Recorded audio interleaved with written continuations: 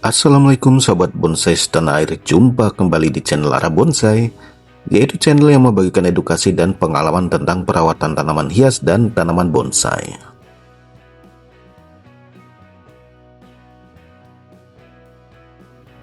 Sebelum saya mulai edukasi perawatannya, channel Arah Bonsai masih membutuhkan dukungan dari sahabat-sahabat semua. Jadi jangan lupa like dan subscribe channel Arah Bonsai, supaya saya lebih semangat lagi dalam berbagi edukasi perawatan dan inspirasi tentang dunia tanaman hias dan tanaman bonsai.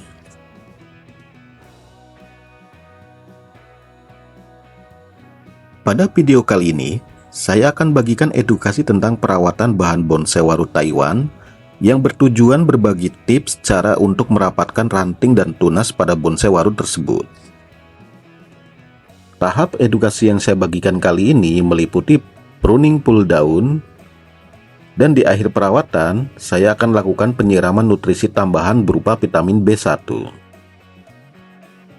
Waru Taiwan berikut, kondisinya sangat subur meskipun kondisi sekarang di musim hujan, dan curah hujan di tempat saya cukup ekstrim. Namun karena media tanam yang sesuai dan kompos, waru Taiwan tersebut tetap subur.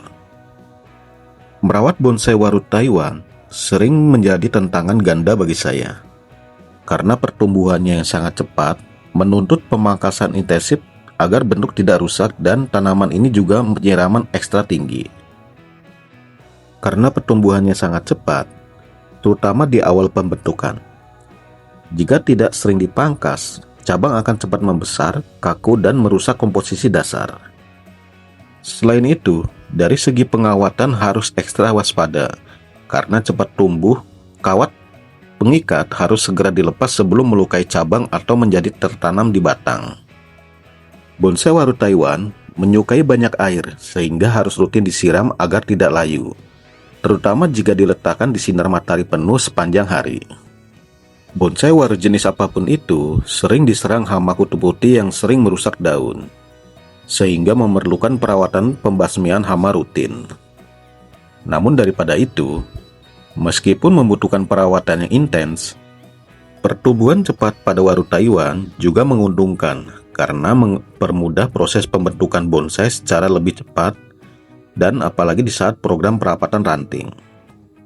Waru Taiwan lebih cepat dibandingkan waru jenis lainnya, dan jenis waru Taiwan sering digunakan sebagai bahan bonsai karena ukuran daunnya yang lebih kecil, memungkinkan untuk dibentuk menjadi bonsai yang sangat proporsi dan sangat lebih baik. Namun, untuk program dasar bentuk pada bonsai jenis apapun itu, kembali lagi pada selera masing-masing, karena tidak semua orang sama dengan selera dan bentuk yang diinginkan.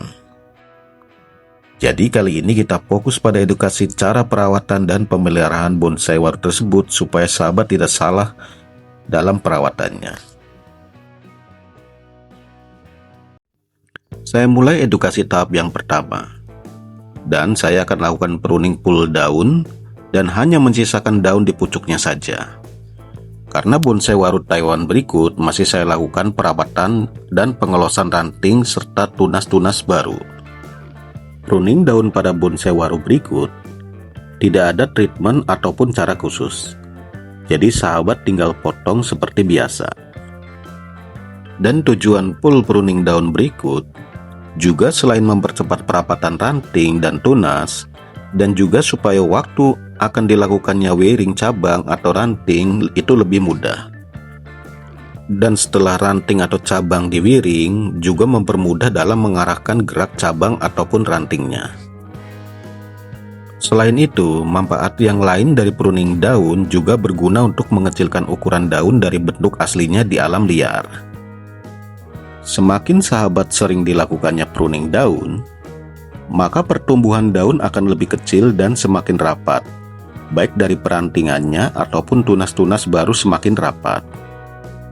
Jadi bagi sahabat pemula di dunia bonsai, di saat pruning daun waru Taiwan, pastikan bonsai dalam kondisi sehat dan diletakkan di bawah sinar matahari penuh. Terutama di saat sahabat program perawatan ranting dan tunas bonsai waru Taiwan tersebut, poin penting yaitu peletakannya. Usahakan tempatkan di tempat full sinar matahari supaya jarak tunas baru tidak tumbuh memanjang atau jaraknya panjang dan jarang. Poin penting lainnya yaitu kesuburan media tanamnya. Apabila media tanamnya sudah pas dan subur, maka memprogram suatu bonsai mau dibentuk apapun akan mudah. Jadi sahabat, usahakan media tanam yang kompos, karena di saat musim hujan seperti sekarang, kandungan air di media tanam harus stabil dan tidak berlebihan. Apabila berlebihan, akibatnya akar bisa membusuk dan bisa menjalar ke batang utama. Dan pruning pull down seperti berikut juga salah satu treatment untuk mempercepat pembesaran cabang atau ranting yang sedang dilakukannya pengelosan. Karena di waktu pengelosan, wajib dilakukannya pruning daun dan menyisakan di bagian pucuknya saja, supaya nutrisi dari akar tidak terhambat ke daun-daun dan mempercepat perbesaran cabang ataupun ranting. Di saat pruning daun pada jenis bonsai waru, tidak memakan waktu seperti bonsai jenis daun yang kecil. Namun yang sama yaitu tentang ketelitiannya di saat sahabat melakukan pemotongannya daun. Ketelitian di saat memotong daun sangatlah penting. Terutama segi peralatan atau gunting yang digunakan pun harus sesuai. Alangkah bagusnya sahabat gunakan gunting yang dikhususkan untuk bonsai, supaya lebih aman. Karena gunting untuk bonsai, walaupun harganya di atas rata-rata gunting biasa, tapi dari segi ketajaman maupun segi praktisnya pada saat digunakan tidak diragukan lagi. Dan perlu diketahui, pruning daun di bonsai jenis apapun itu, sifatnya sangat wajib dilakukan untuk mengurangi resiko mati ranting dan merusak ukuran daun juga. Apalagi jenis waru Taiwan tersebut, supaya ukurannya daunnya mini ke depannya, maka harus sering-sering dilakukannya pruning daun. Jadi dalam pruning daun sebuah bonsai jenis apapun itu, sahabat tidak perlu ragu ataupun khawatir.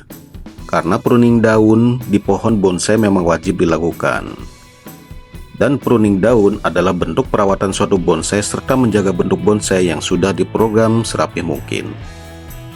Awalnya bonsai waru Taiwan tersebut tidak serimbun seperti sekarang. Karena saya rutin dalam pruning daun, maka ranting dan daun pun makin rapat dan rimbun.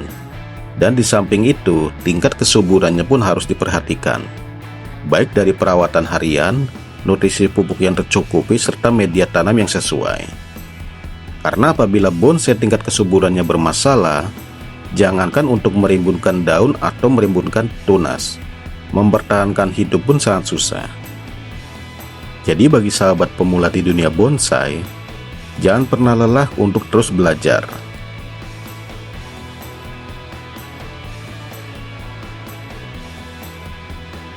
Setelah pruning daun selesai dan sebelum lanjut ke tahap berikutnya, seperti biasa saya selalu membiasakan untuk pembersihan daun-daun hasil pruningan, supaya media tanam selalu bersih dari sampah bekas pruningan. Selain itu juga supaya bonsai tersebut tidak kehilangan keindahannya karena faktor kurang bersih. Jadi untuk sahabat semua, setelah selesai pruning daun, usahakan bersihkan sisa-sisa daun pruningan supaya bonsai sahabat juga terjaga kebersihannya dan juga mencegah terjadinya pembusukan daun yang dapat mengakibatkan munculnya hama karena faktor pembusukan. Dan di tahap yang terakhir, saya lakukan penyiraman nutrisi tambahan yaitu berupa vitamin B1. Karena setelah selesai perawatan, biasanya suatu bonsai akan rawan mengalami stres, apalagi setelah dilakukannya full pruning daun atau perawatan lainnya. Jadi setiap di akhir dilakukannya suatu perawatan, saya selalu menyiramnya dengan vitamin B1, baik kondisi bonsai tersebut stres atau tidaknya. Namun saya selalu berjaga-jaga atau mencegah supaya bonsai tersebut tidak stres. Namun sahabat perlu diperhatikan, karena vitamin B1 sifatnya kimia, sahabat juga harus atur waktunya dan takaran dosis yang dianjurkan. Jadi sahabat jangan terlalu sering menyiram dengan vitamin B1 apabila bonsai atau tanaman hias sahabat dalam kondisi bagus maupun subur. Untuk takaran dosisnya, sahabat bisa lihat petunjuk aturan pemakaian serta dosis yang dianjurkan pada kemasannya. Dan sahabat bisa dapatkan vitamin B1 ini di toko pupuk terdekat maupun toko-toko online. Vitamin B1 memang berguna bagi bonsai dan tanaman. Namun pemakaian tidak sesuai serta dosis yang tidak teratur, maka bisa juga membahayakan pada bonsai yang sahabat miliki. Berikut tampilan bahan bonsai waru Taiwan setelah dilakukannya perawatan mingguan. Dan saya akan selalu update perkembangan bonsai waru tersebut di video berikutnya. Jadi simak terus video-video edukasi yang saya bagikan. Untuk perawatan hariannya, saya cukup lakukan penyiraman di pagi dan sore hari meskipun terkena air hujan. Dan di video kali ini, saya tidak menambahkan pupuk serta pengolesan fungisida. Karena kondisi pupuk pada waru Taiwan tersebut masih cukup serta kondisinya batang, cabang, dan ranting masih bersih dan terhindar dari hama maupun kutu putih. Semoga para sahabat bonsai bisa lakukan tahap-tahap perawatan yang seperti saya lakukan selama ini. Serta lakukanlah urutannya seperti tahap-tahap yang selalu saya bagikan.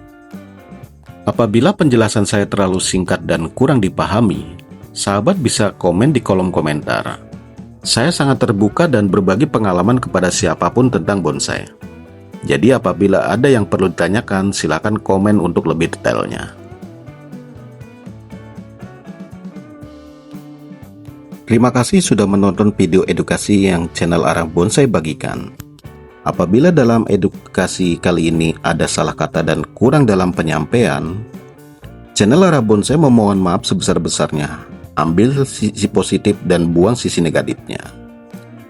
Channel Arang Bonsai hanya berbagi edukasi berdasarkan pengalaman yang selama ini saya lakukan dan tidak ada maksud untuk menggurui para sahabat semua.